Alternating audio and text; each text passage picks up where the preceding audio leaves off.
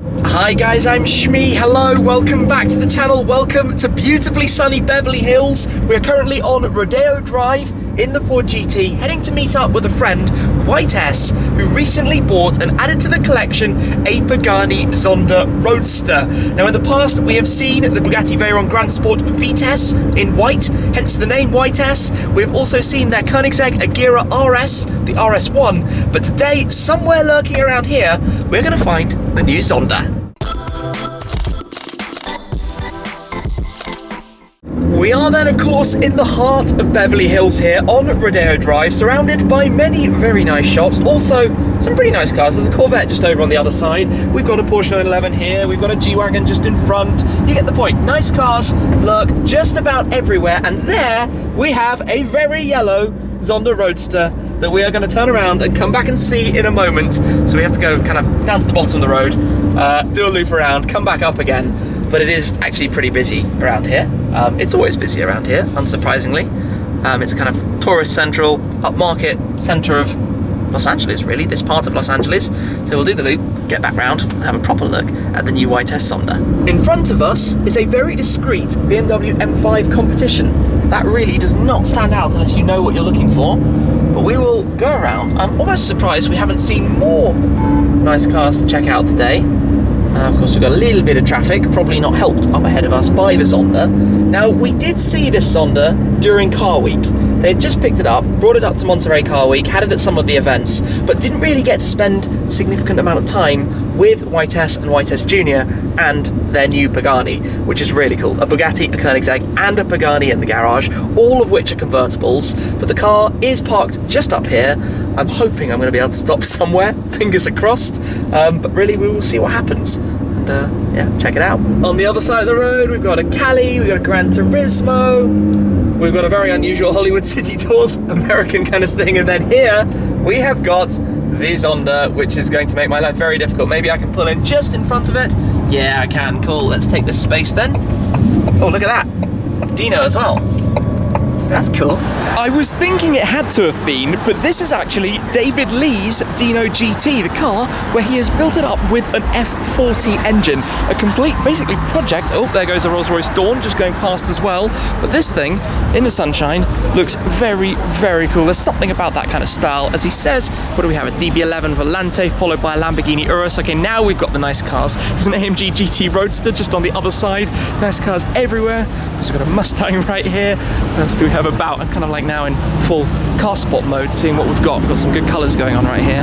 Red and gold, blue and the yellow. But this is, of course, the car that we have come to check out. The new Whitesse Zonda. The yellow, well, kind of original Zonda. Not one of the 760s or one of the cars that has the huge amounts of bodywork or body kits. Not even an F. This is a Zonda S Roadster, which was, I think, the most iconic, right? These are going to be in the future true, I guess, investment classics. These cars that haven't been modified and adapted. Oh, yeah, there we go, California T, cruising by, that haven't been adapted since the original cars. Of course, at the back, you've got a 7.3 litre naturally aspirated V12. You've got the fabric soft-top roof that folds away actually and gets tucked away inside the front clamshell. But the Zonda, I mean, it's a Zonda, right? It's an incredibly iconic car. And these two out in the sunshine on Rodeo Drive here in Beverly Hills look epic together. Yeah, good times. So I think we might be able to maybe head on out in this and go see what it's about. Old school throaty V12. This is what the Zonda did ever so well. So we are going to climb on in then to go for a quick little loop around, he says. I'm not quite sure what I could just hear, but something's definitely coming. Anyway, take a seat inside the beautiful interior of the Zonda Roadster. This thing is awesome. Congratulations, by the way. Thanks, man. I don't think I'd yet really said that on the latest acquisition to the Whitesse garage. We are on board a Zonda. Can I just say thank you? This is epic. Sure, man. In a Zonda on Rodeo Drive. This feels really, really surreal. What year is this car? 2004. 2004. Wow, 15 years old. And still actually purchased from your homeland. Yeah? Pagani UK. Oh, cool. Yeah, so it's actually it was there for the 8 months that it took me to try to get it into the States. Yeah. The sound is heavenly. Proper manual gearbox. Not one of the flappy paddle later ones. Old school. It's a lot of fun to drive. I can imagine. I bet it. If I think the GT gets a lot of cameras out. Just turn some heads every camera. Wow. It's actually fascinating how many people turn to look at this car. Oh yeah. Oh, yeah. I thought the GT did honestly turn a lot of heads, but this is a different league. And the thing is, it's just so beautiful in its design. Yeah, okay, some of this looks 15 years old. It's not going to hide that, but I mean the leathers and the use and the shapes and all the carbon everywhere. The carbon usage is, yeah, for a 15-year-old car is yeah, incredible. Pretty intense. All of this, the satin carbon exposed at the front, the gloss carbon around the back, the carbon tub, of course, that we're sitting in. This car weighs next to nothing. Here as well, through the whole central tunnel, but even all the details like the handbrake lever and the gear shifter. The start button obviously on top of the gear shifter. What an addition to the garage. So a few fun facts. It's the F development car. So the whole point of me buying the car was to, in hopes of converting to a 760. That was my original plans. And after talking to Pagani, I found out that they're like, hey, I don't think you want to crush that one. That's a one-off car. Oh, nice cars. Just quickly. Yeah, there we go. 570 Spider. Yeah, Rodeo. No, so now what the view now is that this is, you know, this is a... This is staying. An S Once I found out that it was a F development car, so it has the upgraded horsepower, upgraded exhaust, the mirrors are off the post. Okay, yeah, because they used to be on the original S's, they were kind of here. Yep. Up on the outside of the A-pillars. It has the, what are they called, DACA airports in the back? DACA? Oh yeah, the NACA ducts. The NACA ducts on the rear on the rear corners. Got the Corvette right behind us. Wow. Well, it's really, really nice, and what a perfect day to be driving with the roof off in a Roadster Pagani. This is HP embroideries on the seats. This is really, really cool, even if we are sitting in a touch of traffic here on Rodeo Drive. Yeah, not the best on the knees. But, no, but still fun, right? Still, I mean, it's half the fun of a car like this. Yeah, definitely. This is a car to drive. I mean, you get to do some canyon runs out in it, right? Yeah, definitely. Have some fun. But the so what for you then? Adding a Pagani to the Koenigsegg and the Bugatti. Yeah, Was that like the totally trifecta? off the norm, if you may, because until now I've always been about extremely fast cars. So the Bugatti Vitesse being the record holder, and then having its record taken by the Koenigsegg RS. Yeah. I was never into a Pagani. I was never didn't know much about the brand, but all of a sudden got the bug for a Zonda, and started searching high and low, and trying to find a decent one. But don't get me wrong, when I was looking for it, I was willing to just get the VIN, because that's all you need to build the 760. Yeah, okay, that's true. So I got extremely lucky when this fell in my lap. Technically, I mean, it is 3 hypercar convertibles. Side by side in the garage. Yeah, they're all convertibles. That's one thing. My Performante is a coupe. Yeah, true. But that was really purchased as a daily, and so I don't consider that a part of the collection, if you may. Yeah. My collection needs to stay Roadsters. Can I just make the point that a Performante is a daily? It's a pretty hardcore daily. It's actually pretty comfortable. I have the comfort seats. Yeah. So good. It's not bad. Yeah. It's manageable. The hard seats are really hard. Oh yeah. Another 570S. Wow. This is Beverly Hills. Another Rolls-Royce Wraith over the other side. That sound is heavenly. Oh, got ourselves a 12C Spider. This is a bit of a supercar spotting session. I'm spotting supercars inside one of the greatest of all times, one of the most iconic cars. PT Cruiser. Yeah, no, not that. Not a fan of those. Tell you what though, this thing, just the details on the steering wheel as well, the wood, it's just a work of art. like timeless beauty, and in a world where cars, I think modern designs won't age so well, this thing just looks incredible. It really, I mean, sitting next to the other cars, you really can't tell that it's 15 years old. Yeah. Just an absolute wonder. Bentley, Rolls-Royce, just non-stop cruising down here. DB11 Coupe. This is crazy. Wow. Beverly Hills, man. Beverly Hills. On a nice sunny afternoon, cars come out.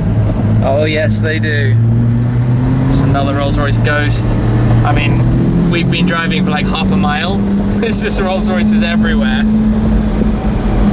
The Zonda is a dream car for many. Congratulations on achieving it. Thanks, man. Appreciate It's a really, really special thing. It really is a special car. It's one of those things that I don't think the company can reproduce. Obviously, they can't reproduce, but Yeah.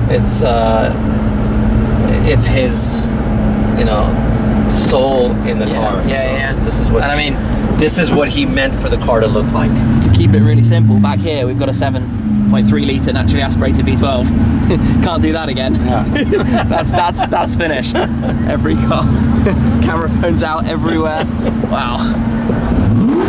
Oh yes, that sounds nice. We've got to have another little one of those. Wow. It's about 3,500 RPM. Roughly, yeah. The crisp V12 sound. They changed the noise a bit when they got to the Fs. The S's always have this much rawer noise. The Fs have a more of a whistle, yeah. Which sounds amazing. Go get him, I think he says. Yeah. Yeah, well, that's what this thing can do. What would you say the difference is between driving this and driving the Koenigsegg, for example? You know, they both get the same reaction. I think a lot of people are wondering what the car is more than anything else. People that know the brand will know automatically, and they're staring because they want to see exactly see the car. But some are wondering what it is, because they haven't seen one. So yeah. Nice. Well, thank you. Sure, man. The quick little whiz around the block. Here, Rodeo Drive in the Zonda. You just look at this thing, all the details of it. Even the painted side sill here on the top, the Pagani logo. The doors, the sound system, all the finishing, perforations. Everything about it is just a really, really special and cool car. Just crazy to think that this is now 15 years old.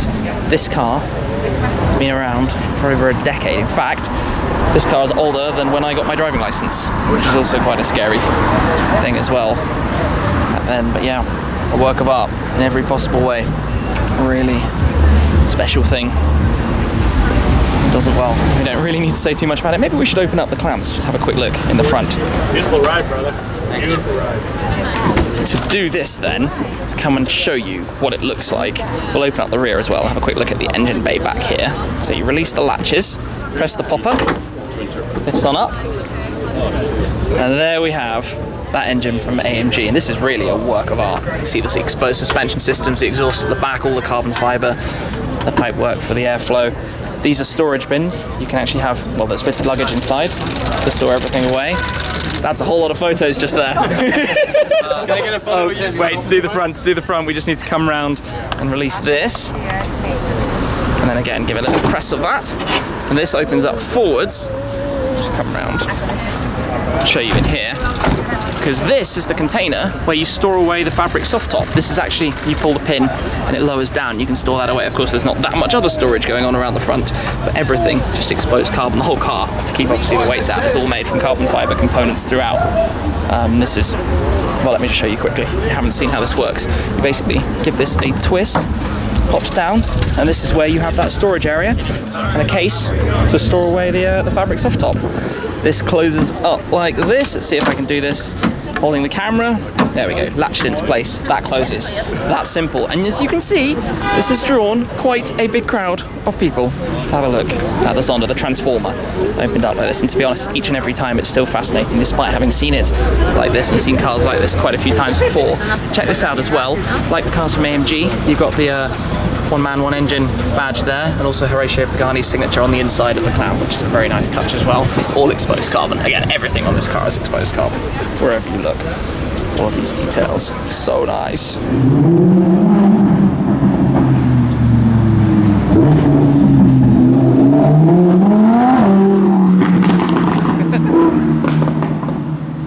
Not bad, like little convoys of cars going past. Still sounds so good. So I'm going to come and jump into my car. We're going to be heading on out. Oh look, i8. I've said before there are i8s everywhere around here, but we will jump back on board the GT, and then the two cars together, we will just go for a cruise for a few minutes. This won't sound anything like the Zonda, unfortunately. Only half the number of cylinders. There have been so many people around here, which is kind of crazy. But he is heading on out, and yeah, we're going to follow. Just became a cruise with the Ford GT.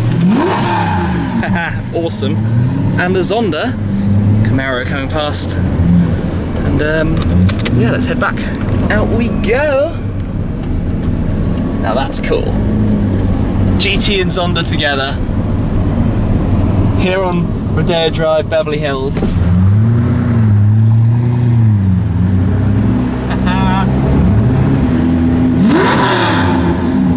As we now cruise on back up the road. Look at that thing in the sunshine. It is a spectacular car. And there's another Rolls Royce in front of us. Another one. There are Rolls Royces everywhere today. This is insane actually how many there are about. What is going on around here? I'm not complaining, it's really cool. And in fact, it's really cool still to be here with this car. Just cruising and being in Beverly Hills with my car is already something pretty. Like, still, I know we've been here, we've done it, we've driven around, and we've had some reactions as well to this car, but it's still like, wow, this is cool. There are Corvettes everywhere. There's another red Corvette. I think we've seen like 3 red Corvettes today already. Good times, right? Good times. Now that is a beast. A highlighter yellow Mercedes-Benz G500 4x4 squared. It's so tall in the normal traffic. Those things make normal G63s look tiny. Yeah, and I think it's crazy that... Thank you! That's fun. I was going to say, those things, they launched it in a very brave colour, but I'm glad people actually ordered them.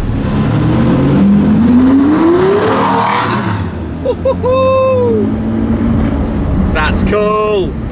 It's also really wide. You can take in just how big the hips are on the Zonda. They are massively wider than at the front, and it's one of the hardest challenges actually about driving that car. Oh look, that G500 4x4 squared is down in front as well. But I was going to say, one of the hardest things about driving the Zonda is that it's all well and good positioning where the front of the car is, but the back of it just sticks out a bunch of inches on both sides. As you can probably see with the sun on the fenders, as they would be called out here, the quarter panels. But it's a really, really wide car, really hard one to drive. And fair play to Whitesse, because it's not the easiest thing to drive around town. And they are heading, by the way, for a canyon run. So no, they just buy, no like comments about they just buy the cars to drive them around here. That car's about to be driven out properly. Unfortunately, I'm going to stick around here, so I don't have, not going to go all the way over to Malibu. But that car is being used as a car like that is intended to be used. Let's see if we can squeeze around. Alas, I think this is where we are going to turn off and say farewell to that incredible thing. There's another G-Wagon actually coming towards us, but you just see the Zonda amongst normal traffic, and it's insane. I tell you something quite funny though that I don't think I've said about the GT. Navigation maps. Of course, cars come with maps for the region in which they are delivered.